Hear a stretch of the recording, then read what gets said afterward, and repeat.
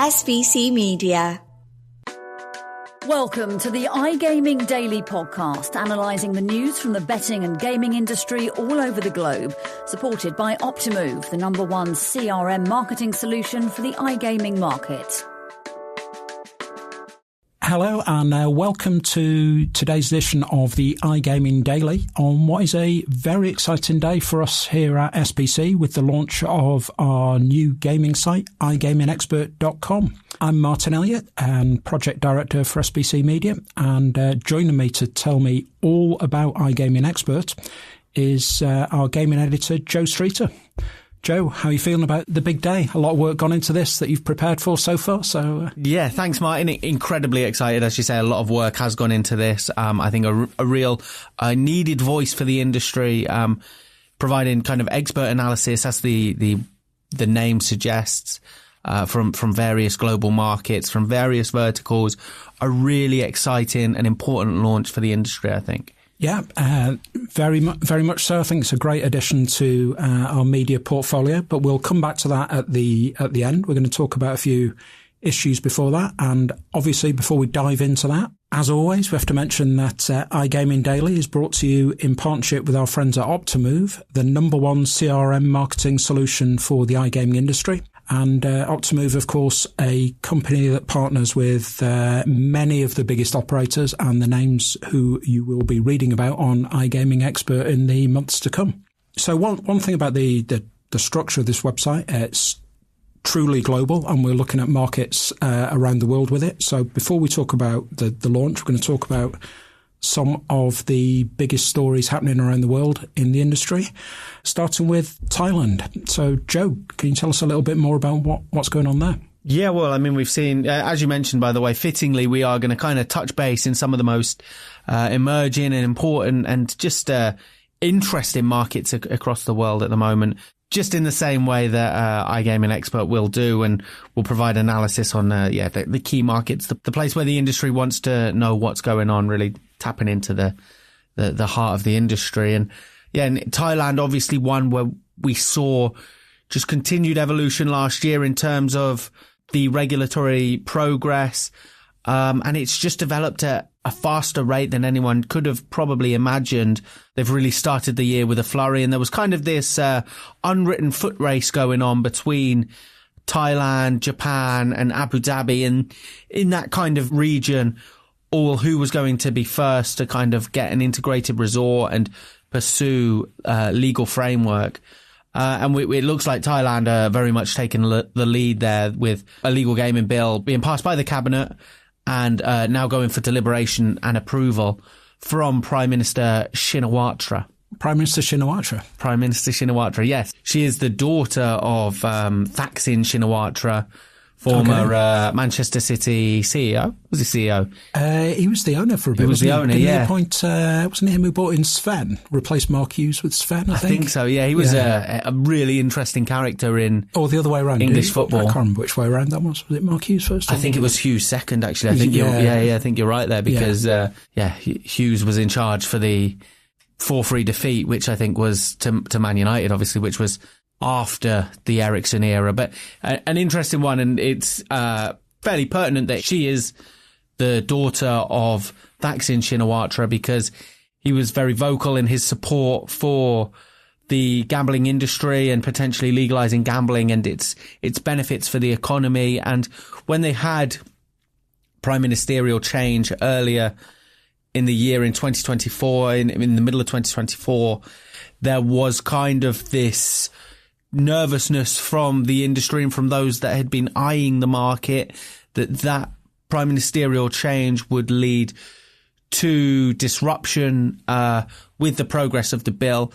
But with his daughter coming in, and I'm not going to say her name is very hard to pronounce, but Prime Minister Shinawatra coming in, she has also followed up and been very very supportive in the cause, hence why it is being accelerated to the start of this year, the bill being passed. Okay, and what are we talking about within the bill? Is it just land-based or? Land-based, I think, integrated resorts. I think one of the variables was, so these are entertainment venues, and they allow kind of the purpose is not just for gambling and to boost the economy through gambling, but to boost the economy through tourism. I think they call it the fun economy. It's to boost the economy through tourism. So that was one of the variables in this bill. One of the things that we didn't quite know was how much of the integrated resort space, floor space, was going to be allowed to be dedicated to gambling. It is 5%. Probably not, doesn't feel like a victory for the industry right now, but these venues will be spectacular, I'm sure of that, and the 5% will very much do.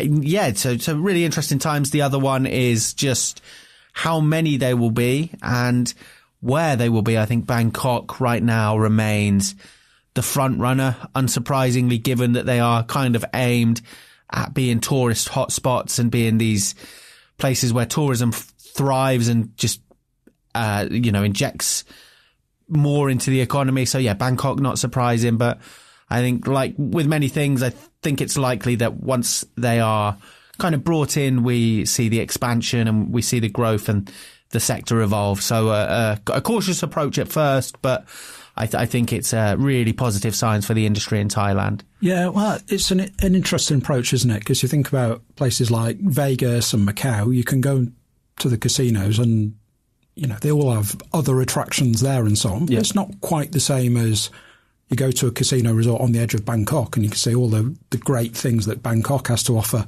on top of going to the casino. As a holiday destination, a tourism destination, that sounds like a pretty good offering. Might even replicate. I actually went to Aruba one time, and Aruba is I was very surprised by the kind of allocated space for gambling. There's a small allocated space in a lot of hotels and resorts for gambling, but they are still just hotspots for kind of gambling tourism, if you like, because of that. And it kind of may well represent, may well mirror that a little bit more than kind of other regions. Whereas, when you look at the others in the area, right, Abu Dhabi and Japan, who are also kind of looking to bring in integrated resorts, it's going to be fascinating to see what they do actually look like and who they cater to. But yeah, you're right.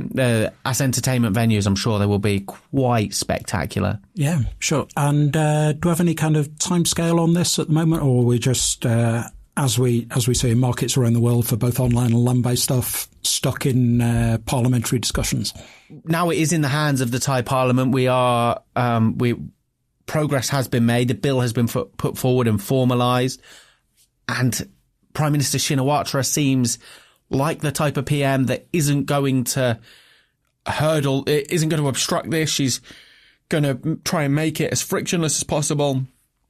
So we could be looking at the first half of 2025 for really developments to just continue. Excellent. Well, exciting times there. And we're going to another, we'll keep it global. We'll go on to another, what on the face of it is a good news story. Tell us what's been happening in India. Yeah, a good news story off the back of much political back and forth in India. I don't think Indian operators really have had a lot of great news in terms of the regulatory framework they operate under for quite a while. But this is some respite, should we say. This is some good news. There has been a resolution period to the goods and services tax that taxes a very high tax on Indian operators, and it's on deposits. We actually had a statement as well from Anurag Saxena, the CEO of the iGaming Federation, which is the industry body in the region. They described it as a win-win for both gaming operators who are facing coercive action and the government whose timelines have now been extended. And that also refers to touted back tax that was going to be implemented to Indian operators. It was really tough times for operators in the region. So this news will certainly be positive for them. And yeah, Martyn, do you want to just shed a little light on just how big those taxes were too? I know you. Oh, they were utterly bonkers. If it had been implemented as the particular government committee envisaged, it was going to be a 28% tax on the full value of player deposits And that was irrespective of whether the game, you're talking about a game of skill or a game of chance. Quite important. And the regulated market in India is very different to what we're used to here in Europe.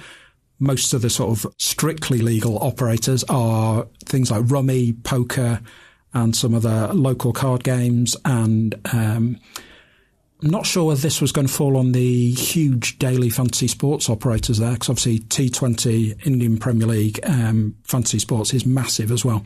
But 28% on deposits, that becomes very difficult to actually break even. Yep. With your winnings on that. So, because I'm not a maths genius, but what would the rake on your poker room have to be to on those games if you were going to be able to make a profit after paying 28% tax on the deposit?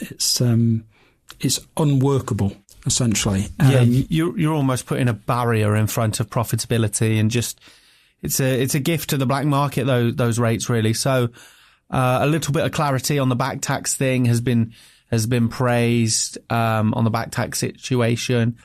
That clarity is, that's huge. That enables operators to kind of breathe for a minute, and then a resolution period as well. So hopefully 2025, the good news kind of continues for the Indian market, and we get to see a market that really complements the country's economy and is enabled to grow and enabled to engage players in a safe and secure way. Yeah. I mean, you have to remember, India is one of the, I was going to say emerging, but that's a bit outdated, one of the great tech economies of the world. They have the potential to have a huge gaming market, safe, regulated gaming market that produces, healthy tax revenues for the provinces there. They're choosing not to do it at the minute, and things like this are really making it more attractive to operate offshore than to go and go within that framework. So it'd be really interesting to see how this develops moving forward. I think it's the kind of sentiment is the same for a lot of the markets that we talk about, right? That the overall goal is balance. If you look at France now too, the goal is balance, and that really needs to be key. It can't swing one way or the other.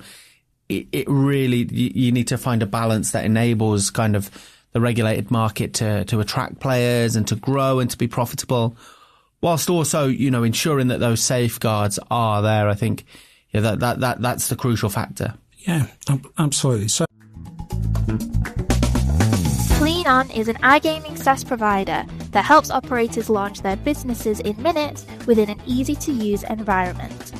During ICE Barcelona, LeanOn will showcase the auction of 3 websites starting from €499 and the exclusive, fully operating casino website for only €5,000. Make sure to visit LeanOn at their stand during ICE Barcelona to find out more. So, on our sort of whistle-stop tour of markets we rarely talk about on iGaming Daily, let's have a look. What's been going on in Africa? What's new there this week? Yeah, I actually wanted to talk to you a little bit about the Kenyan market. There was a report from the Kenyan market from iGaming Africa and Sharp Visions, a really interesting report. Obviously, the African market is fragmented. It's hard to talk about the African market as one because there's various different countries all with various different problems, but sometimes you do find that an issue for one is an issue for another. There are similar sentiments felt across the region, and this one in Kenya, this report from Kenya is absolutely fascinating. It showed a deeper appetite from younger players, I think 18 to 30, that are wanting to engage with gambling more. They wanted to play more, and they are also continuing to use mobile devices as well. And that's one of the key issues in Africa, across the continent, is the mobile networks. We hear on this side in North America and in Europe about innovation and gamification. Well, when you're talking about mobile gaming in Africa, because of limitations with the network, it's, you kind of have to put a ceiling on that innovation.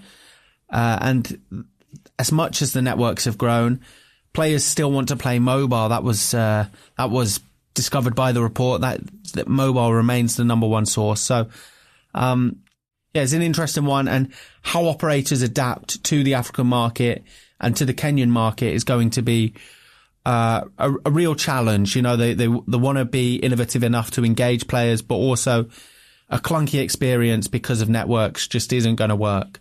That's right. There's a lot of work for people like games providers, platform providers to do to get the sort of quite low code, lightweight options to go on mobile. It's a couple of years ago when we did our last Africa-focused digital conference, and the big thing there that struck me was everyone said, "Oh, don't be so advanced, don't be so fancy with the things you do," because people are really worried about the cost of their mobile phone call, the cost of mobile data.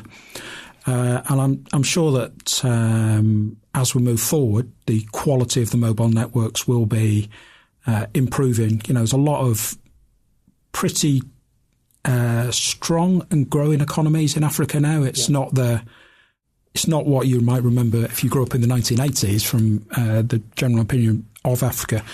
There's some really interesting things going on in the wider economy there. So we should keep an eye on what is happening there. And there was a real shift as well. It's always worth noting that there was a significant post-COVID shift in Africa from players that used to bet sports. They were sole sports bettors. That was all they did. And obviously with COVID, that sport dried up, and they moved on to iGaming, and they did stick around. So it's one of the regions more than any other that really felt a long-term shift, a long-term change in trends off the back of the pandemic. So it's for iGaming operators now to kind of tap into that and provide a product that works and that fits the bill in some of the African regions out there. And and obviously as the Brazilian market opens up too, we know about Brazil, the Portuguese speaking African markets. Yeah.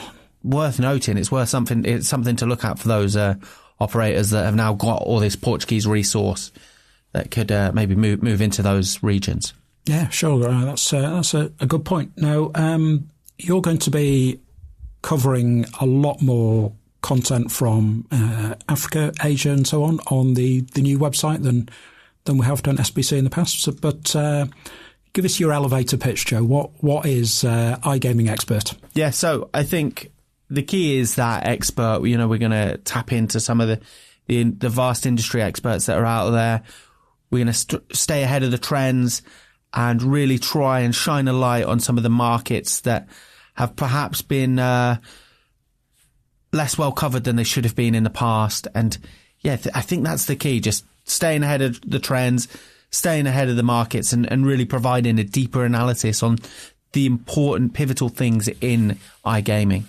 Sure. I'm quite excited by what I've seen of it so far and the work you're doing in preparation. One of the big things is, as we mentioned, we're going round the world with the coverage. So we're aiming to hit the markets where all our sort of sponsors and the suppliers and so on are interested in selling into, because they're new, they're exciting, they're an open field, a lot of them. But we'll also have coverage from Western Europe, which we've always been strong on. We'll get some contributions coming in from SBC America's team as well, and the Noticias team, particularly about the Brazilian market, which everyone is talking about at the minute. But one thing I'm really interested in seeing is that obviously the data, we'll have this mix of the day-to-day news that will always bring you the big breaking stories, which you'll be covering with alongside Danny Lee and Connor Porter, our experienced gaming team. But bringing in some of these outside experts to offer a bit of a level of expertise on things that maybe we don't have in-house. So, we'll have some people talking about payments technology, the latest games, the latest trends in artificial intelligence, what's going on in the affiliate market, all these things. So it's a bit of always sounds quite cheap when you describe something as a one-stop shop. It's like you're not going to get the quality and the depth, but actually that is exactly where you're going to get the quality and the depth from a much wider range of people than we've had before. So a big challenge for your editing and story selection skills and finding the right experts and so on to carry on bringing that content, right? 100%. And obviously, you see at SBC events, right? You see the vast knowledge that's on show that's just milling about, some of the conversations that you have.